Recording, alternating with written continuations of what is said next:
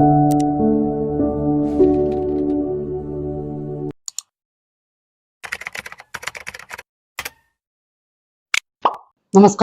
കോഴിക്കോട് അങ്ങാടിയുമായി ബന്ധപ്പെട്ട ഐതിഹ്യകഥയാണ് പറയുന്നത്. നൂറ്റാണ്ടുകൾക്ക് മുമ്പ് തന്നെ വിദേശ വ്യാപാരത്തെയും വ്യാപാരികളെയും സ്വാഗതം ചെയ്യുന്ന വളരെ തിരക്കുള്ളതും പ്രധാനപ്പെട്ടതുമായ ഒരു തുറമുഖ നഗരമായിരുന്നു കോഴിക്കോട്. കോഴിക്കോട് അങ്ങാടിയിൽ ഐശ്വര്യമുണ്ടായതിന് പിന്നിൽ ഒരു ഐതിഹ്യകഥയുണ്ട്. കൊട്ടാരത്തിൽ ശങ്കുണ്ണിയുടെ ഐതിഹ്യമാലയിൽ അത് പ്രതിപാദിച്ചിട്ടുണ്ട്. പണ്ട് കോഴിക്കോട് ഒരു രാജാവാണ് ഭരിച്ചിരുന്നത്. കോഴിക്കോട് രാജാവായിരുന്ന സാമൂതിരി വളരെ സമ്പന്നനും സ്വാധീനമുള്ളതുമായ ഭരണാധികാരിയായിരുന്നു. അദ്ദേഹത്തിന്റെ മന്ത്രിമാർ ജ്ഞാനികളും പണ്ഡിതന്മാരുമായിരുന്നു. മറ്റു രാജാക്കന്മാരെ അസൂയപ്പെടുത്തുന്ന തരത്തിൽ കോഴിക്കോട് സമ്പന്നമായിരുന്നു. കോഴിക്കോട്ടെ ദിവാൻ അല്ലെങ്കിൽ പ്രധാനമന്ത്രി വളരെ ജ്ഞാനിയും ആത്മീയ ചായ്വുള്ളവനുമായിരുന്നു. അദ്ദേഹത്തെ രാജാവും ജനങ്ങളും വളരെയധികം ബഹുമാനിച്ചിരുന്നു. സാമൂതിരി ആഡംബര ജീവിതം നയിച്ചിരുന്നുവെങ്കിലും വളരെ വേദനാജനകമായ ശാരീരിക അസ്വാസ്ഥ്യം അനുഭവിച്ചിരുന്നു. സാമൂതിരിയുടെ വലതു തോളിൽ വിട്ടുമാറാത്ത വേദനയുണ്ടായിരുന്നു. ഓരോ ദിവസവും ചെല്ലുന്തോറും വേദന കൂടി വരികയും സാമൂതിരിക്ക് അത് സഹിക്കാൻ സാധിക്കാതെ വരികയും ചെയ്തു. അത് ചികിത്സിക്കാൻ കഴിയാത്തതായിരുന്നു. അനേകം വൈദ്യന്മാർ, മന്ത്രവാദികൾ, രോഗശാന്തിക്കാർ എന്നിവരെല്ലാം രാജാവിനെ സുഖപ്പെടുത്താൻ ശ്രമിച്ചു. പക്ഷെ ഒന്നിനും സാധിച്ചില്ല. വേദന വർദ്ധിച്ചുകൊണ്ടിരുന്നു. സാമൂതിരി ആ വേദനയിൽ ഒരുപാട് കഷ്ടപ്പെടുകയും ചെയ്തു. ഒരു ദിവസം ഔദ്യോഗിക കാര്യത്തിന് വേണ്ടി ദിവാൻ കൊട്ടാരത്തിൽ ഇല്ലാതിരുന്നപ്പോൾ സാമൂതിരി തന്റെ മറ്റു മന്ത്രിമാരുമായി യോഗം നടത്തുകയായിരുന്നു. നല്ല ബുദ്ധിമാനും സൂക്ഷ്മഗ്രാഹിയും ആലോചനാ ശക്തിയുള്ളവനുമായ ഒരു ചെറുപ്പക്കാരൻ ആ ഹാളിൽ പ്രവേശിച്ച് സാമൂതിരിയെ സുഖപ്പെടുത്താമെന്ന് അവകാശപ്പെട്ടു. ഹാളിൽ ഉണ്ടായിരുന്ന എല്ലാവരും അവിശ്വസനയോടെ ആ യുവാവിനെ നോക്കി.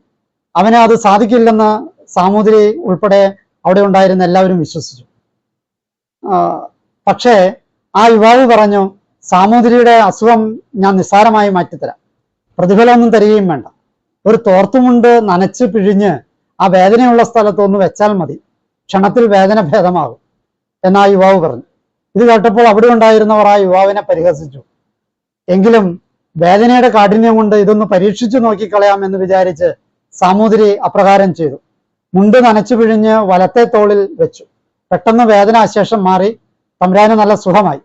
അപ്പോൾ ആ വിദ്യ പറഞ്ഞു കൊടുത്ത യുവാവിനോട് സാമൂതിരിക്ക് വലിയ നന്ദി തോന്നുകയും വീരശൃംഖല മുതലായ സമ്മാനങ്ങൾ കൊടുത്ത് സന്തോഷിപ്പിച്ചയക്കുകയും ചെയ്തു. ഈ വാർത്ത ദിവാൻ അറിഞ്ഞു. അദ്ദേഹം ഉടൻ തന്നെ കൊട്ടാരത്തിലേക്ക് പുറപ്പെട്ടു.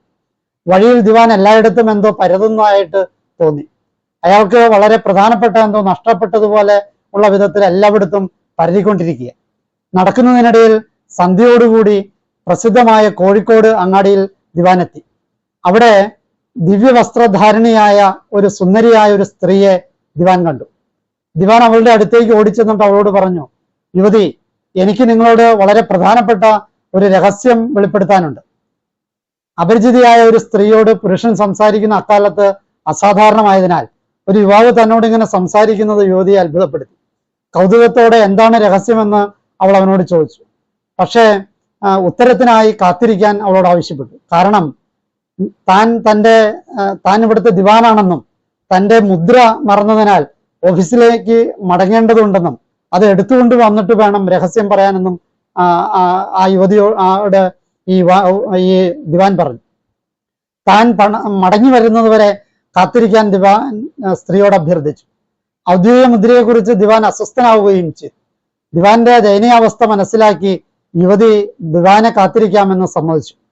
താൻ മടങ്ങിയെത്തി രഹസ്യം വെളിപ്പെടുത്തുന്നത് വരെ കോഴിക്കോട് അങ്ങാടിയിൽ കാത്തിരിക്കുമെന്ന് യുവതി തനിക്ക് വാക്ക് നൽകണമെന്ന് ദിവാൻ നിർബന്ധം പിടിച്ചു.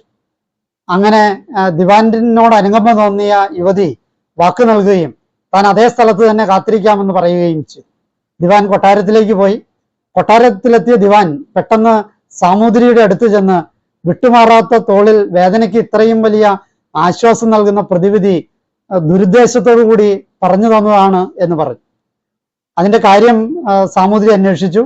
അപ്പോ ഈ ദിവാൻ പറഞ്ഞു, ഐശ്വര്യത്തിന്റെ ദേവതയായ ലക്ഷ്മി ദേവി സാമൂതിരിയുടെ തോളിൽ തന്റെ സന്തോഷത്താൽ നൃത്തം ചെയ്തതാണ് വേദനയ്ക്ക് കാരണമായതെന്നും അതുതന്നെയാണ് കൊട്ടാരത്തിൽ വലിയ സമ്പൽ സമൃദ്ധിയുടെയും ഐശ്വര്യത്തിന്റെയും ഒക്കെ കാരണമായതെന്നും സാമൂതിരിയോട് ദിവാൻ പറഞ്ഞു.